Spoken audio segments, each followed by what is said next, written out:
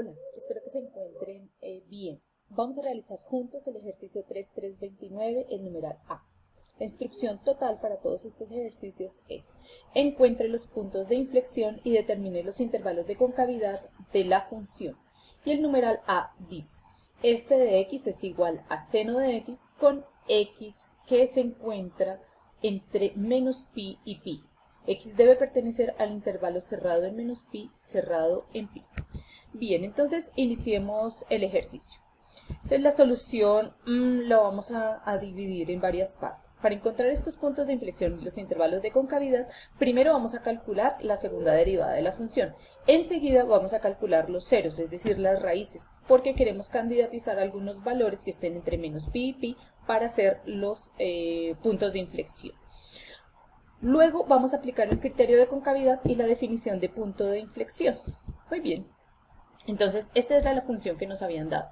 F de x igual a seno de x con x que se encuentra entre menos pi y pi. Bien, entonces el cálculo de las derivadas queda así. F' de x es la derivada de seno, que es coseno, pero ahora el intervalo cambia porque nosotros no calculamos las derivadas laterales. Queda entre menos pi y pi en el intervalo abierto. Bien, segunda derivada. Entonces la derivada de coseno menos seno.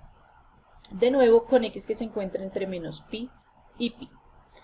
Ahora, como decía, vamos a calcular los posibles puntos de inflexión. Para eso vamos a averiguar dónde la segunda derivada nos da 0. Es decir, dónde menos seno de x da 0. Eso implica que lo que tenemos que averiguar es dónde seno de x da 0.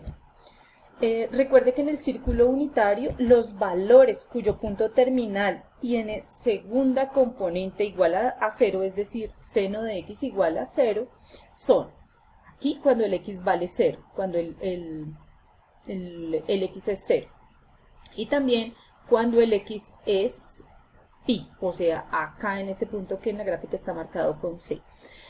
Recuerde que cuando uno mide los ángulos negativos es porque va en sentido antihorario, entonces menos pi debe considerarlo en este sentido, entonces vuelve a caer acá. La segunda componente es 0. Bien, y cada vez que usted pase por ahí, recuerde que la función seno tiene periodo 2pi. No obstante, recuerde que a nosotros nos habían definido el intervalo en el que teníamos que observar la función. En este caso solo vamos a utilizar x igual a 0, que pertenece ahí en el intervalo. Los otros dos valores no los vamos a tener en cuenta porque son los extremos del intervalo. Muy bien. Esta gráfica fue realizada con GeoGebra Clásica 5.0.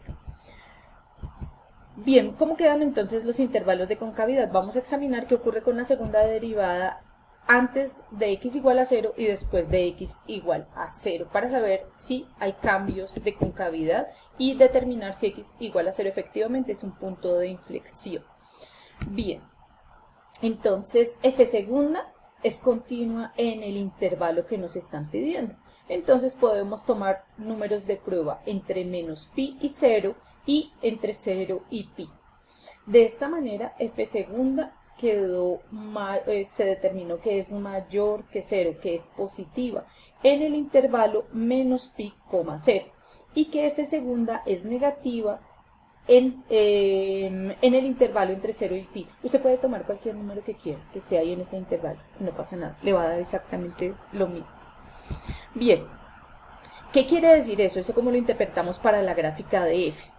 Lo interpretamos así, que f es cóncava hacia arriba en el intervalo entre menos pi y 0 y cóncava hacia abajo entre 0 y pi. Como en x igual a 0 efectivamente hay cambios de concavidad, entonces este es un punto de inflexión. Una representación para esta gráfica para lo que estábamos escribiendo ahí verbalmente, podría ser algo como esto. Eso es, digamos que es una idea mental que nos da que entre menos pi y 0 la gráfica me va a quedar cóncava hacia arriba y entre 0 y pi va a quedar cóncava hacia abajo, porque la segunda derivada entre menos pi y 0 nos dio positiva y entre 0 y pi nos dio negativa. Bien, una observación más, esto no nos lo preguntan en el ejercicio, pero nosotros observamos que lo que habíamos escrito coincide con la gráfica de la función. Entre menos pi y 0 queda cóncava hacia arriba, entre 0 y pi queda cóncava hacia abajo. Esta gráfica también fue hecha con GeoGebra Classic 5.0. Hasta pronto.